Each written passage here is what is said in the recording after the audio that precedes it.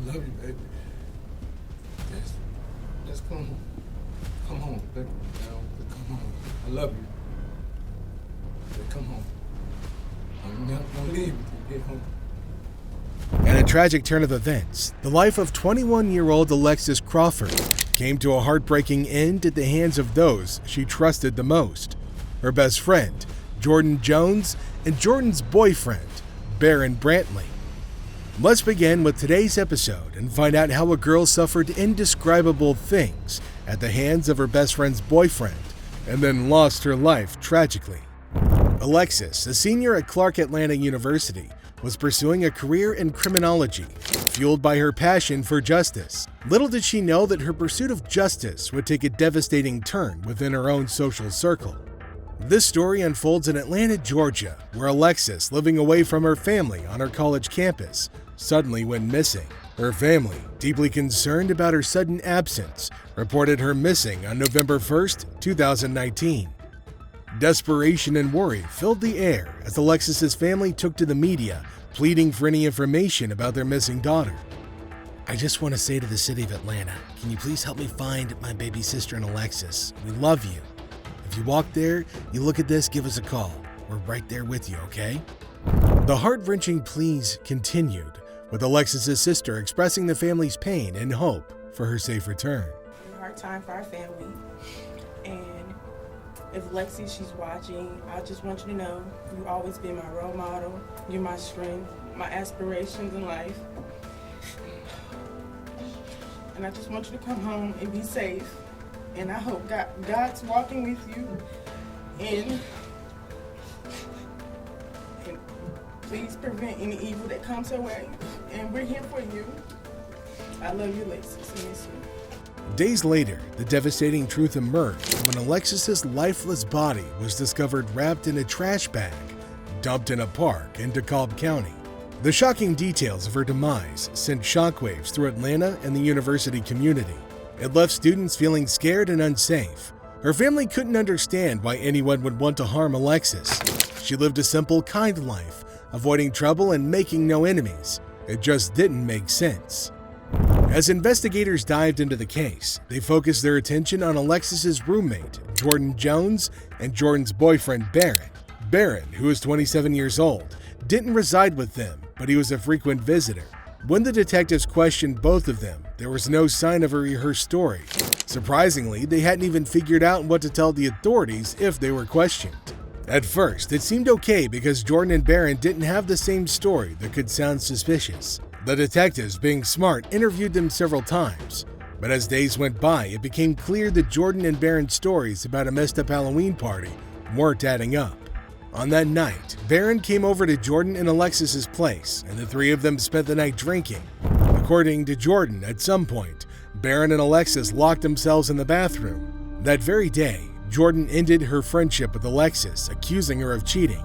In contrast, Baron insisted that he had consumed so much alcohol that he mistakenly thought Alexis was Jordyn, continuing this confusion all the way into the bathroom. Similar to Jordyn, he insisted that he had no involvement in Alexis's disappearance, yet after numerous interrogations, the narrative took a darker turn. On October 26, 2019, Alexis, Jordyn, and Baron got together at the apartment to have some fun. However, as the drinks flowed, Baron's behavior crossed boundaries, touching Alexis's arm and flirting with her. When questioned, he casually replied, "Oh, I thought you were Jordyn." Within minutes, Alexis stood up from the sofa and headed to the bathroom, and Baron followed her. Baron forced himself onto Alexis, and the experience was so traumatizing that she blacked out. The next day, she woke up with an unsettling feeling that something terrible had occurred, and she was not able to say no. Alexis hurried to the nearest hospital and requested a sexual assault or SA kit. Her instincts were spot on. Baron had revealed himself to be the worst kind of human being.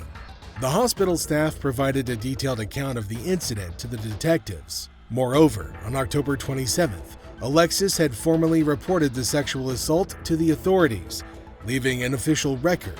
However, the detectives were confronted with a conflicting story from Jordyn. Jordyn claimed that when Baron locked himself in the bathroom with Alexis, she knocked on the door, Baron, shirtless when he opened it, insisted that nothing happened. However, Alexis, who considered Jordyn her trusted friend, had a different story to share. Alexis entrusted Jordyn with her life. She would include her in family celebrations. Jordyn became an important part of her family. Even Alexis's mother treated Jordyn like her own daughter. Unfortunately, the same couldn't be said for Jordyn's boyfriend Baron. On Instagram, his account name, Bad News Baron, portrayed him as a bad boy, and his actions aligned with that image. However, when Alexis told Jordyn about the misconduct of her boyfriend, Jordyn shockingly chose to side with him. The events took an even darker turn when, after days of not speaking to each other, Jordyn, Baron, and Alexis got into a fight.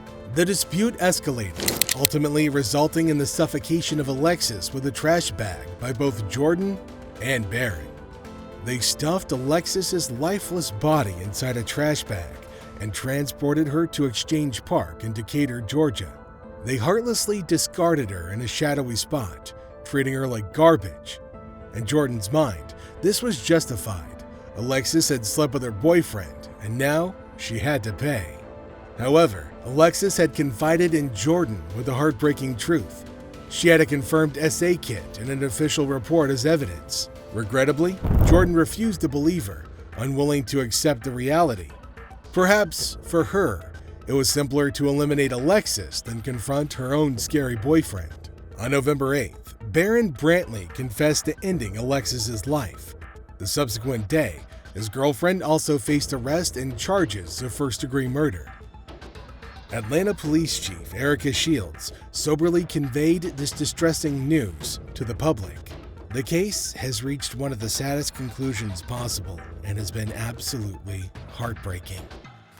In a shocking twist, Jordyn and Baron turned against each other during their trials, testifying in the hope of lighter sentences. The trials exposed the extent of their senseless actions, with both denying the heinous crime they committed. However, compelling evidence, including DNA confirmation of sexual assault, painted a grim picture. Another chilling revelation emerged during the trial. After Alexis went to the hospital that fateful morning, Jordyn sneaked her boyfriend back into the apartment. He hid in Jordyn's room until the evening of October 30th, when the horrifying incident occurred. Alexis, already feeling unsupported and fearful for her life, had her attacker right there in the same apartment. In just a matter of days, Alexis's best friend turned into her worst enemy. Jordyn Jones covered Alexis's head with a plastic bag while Baron cleaned the apartment, erasing any traces of Alexis's blood.